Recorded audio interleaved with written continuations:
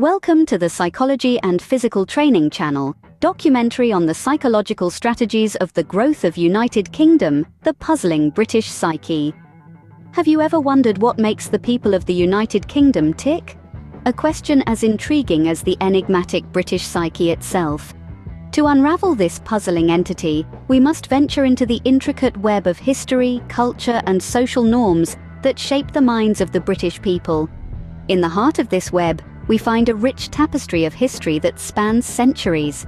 From the grandeur of the British Empire to the resilience shown during the World Wars, history has left an indelible mark on the British psyche. It's a history that has bred a unique blend of stoicism and determination, traits that are deeply ingrained in the national character. But the British psyche isn't just shaped by the past.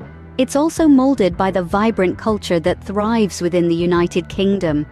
A culture where tradition and modernity coexist, shaping a society that values both the monarchy's pomp and circumstance, as well as the edgy innovation of its diverse population.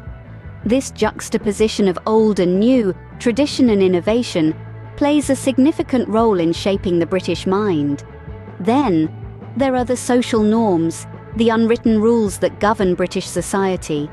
The British are known for their politeness, their love for cues, and their propensity for understatement. These norms, often seen as quirks to outsiders, are integral to understanding how the British think and behave. So, we have history that has etched resilience and stoicism into the British psyche, a culture that balances tradition with innovation, and social norms that promote politeness and understatement. But is the British psyche really just a product of these factors, or is there more to it? To truly understand the British mind, we need to delve deeper. We need to explore phenomena like the stiff upper lip, the role of humor, and the impact of pivotal events like Brexit. Each of these aspects offers a unique lens through which we can view the British psyche, adding another piece to this complex puzzle. Let's delve deeper into the psychology of the Brits, shall we? The stiff upper lip phenomenon. Ever heard of the term stiff upper lip? It's a phrase often used to describe the British. But what exactly does it mean, and how does it play into the psychology of individuals residing in the United Kingdom? The idea of a stiff upper lip is deeply ingrained in British culture. It's a term that speaks to the notion of stoicism and emotional restraint, often associated with the British people's ability to remain unflappable in the face of adversity. This cultural norm is thought to have originated during the Victorian era, a time when emotional control and discipline were highly valued. But let's delve a little deeper into this phenomenon. Consider the case of John Smith, a typical Brit who has been brought up in a society that values emotional resilience and the ability to keep calm and carry on. John is likely to suppress his feelings in stressful situations, maintaining a composed exterior even when he's feeling anything but calm on the inside. This stiff upper lip mentality has its pros and cons. On the positive side, it can help individuals like John to navigate through life's challenges with equanimity. It can foster resilience and an ability to cope in the face of adversity. But on the flip side, this emotional stoicism can also lead to an unhealthy suppression of feelings, which could potentially have adverse effects on mental health. Studies have shown that the stiff upper lip culture can contribute to high levels of stress and anxiety, as individuals may feel compelled to bottle up their emotions rather than expressing them. This can lead to feelings of isolation, as individuals may feel unable to reach out for help when they need it. As we can see, the stiff upper lip mentality has a profound impact on the psychological makeup of Brits. It's a complex cultural phenomenon that shapes the way individuals perceive and respond to their emotions, influencing their mental health in profound ways. It's a perfect example of how societal norms and expectations can deeply influence our psychological well-being. The role of humor. Humor plays a significant role in the British psyche. This is not merely a charming cultural quirk, but a deeply ingrained psychological trait that shapes the way Britons view the world and interact with each other. In the United Kingdom, humor serves multiple purposes. It's a social currency, a way to break the ice, and it's often used to diffuse tension. Ever wonder why Brits have a knack for making light of even the most dire situations? It's because humor is also a coping mechanism, a way for them to deal with the unpredictable nature of life. Let's take a moment to reflect upon some of Britain's most beloved comedy shows. Shows like Fawlty Towers, Monty Python's Flying Circus, and The Office are more than just sources of entertainment. They are societal mirrors, reflecting the attitudes and beliefs of the British people. Fawlty Towers, for instance, uses the character of Basil Fawlty to poke fun at the frustrations of dealing with bureaucracy and the pretentiousness of the middle class. It's a way for the Brits to laugh at their own foibles and the absurdities of everyday life.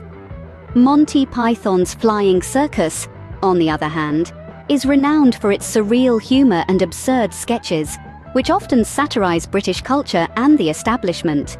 This show illustrates the British love for the absurd and their ability to laugh at the world around them. The Office takes a different approach. Its humor is grounded in the mundane, the everyday routines of office life. It's a reflection of the British tendency to find humor in the ordinary, the humdrum of daily life. These shows, and many others, serve as examples of how the British use humor to navigate the complexities of life and society. They demonstrate that humor is not just a source of laughter, but a way of seeing the world, a lens through which the British interpret their experiences. Indeed, humor is a powerful tool in the British psychological toolkit. The impact of Brexit, a significant event, also left an indelible mark on the British psyche. It's hard to talk about recent events in the United Kingdom without mentioning Brexit. This monumental decision to leave the European Union didn't just impact the economy or political landscape, but also had profound effects on the psychological state of the British people. As we delve into case studies, we see a wide range of emotions that emerged during this period. Anxiety and fear were common, particularly among those unsure about what Brexit would mean for them personally. The uncertainty of the future, the potential loss of opportunities, and the changes to familiar landscapes led to a sense of unease. Take, for instance, the case of a university student who was studying European languages. The potential loss of freedom to live and work in Europe filled her with a deep sense of anxiety, and her dreams of a future on the continent seemed to be drifting further away.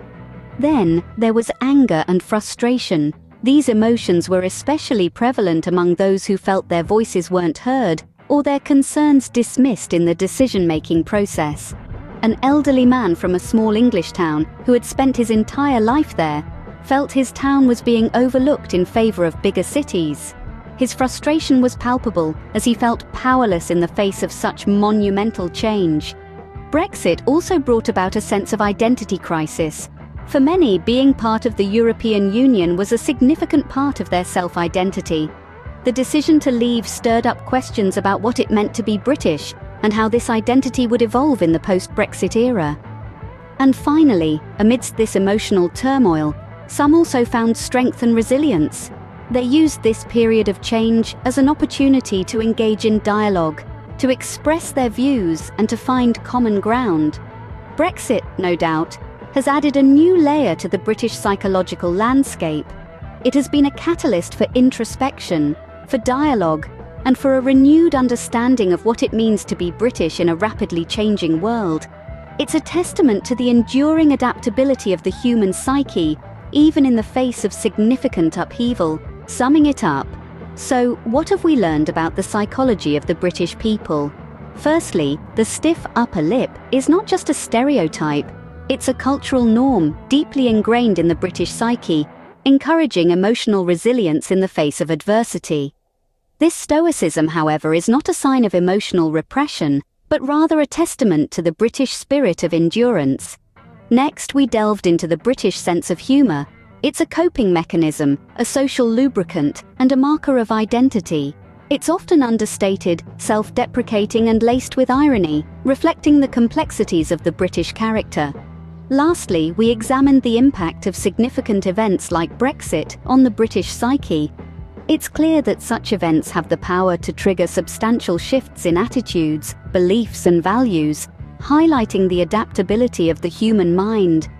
Unraveling the British psyche is like peeling an onion, Layer after layer, there's always something new and intriguing to discover. And if you like this video, do not forget to subscribe and follow the Psychology and Physical Training channel for more videos. Thanks for watching.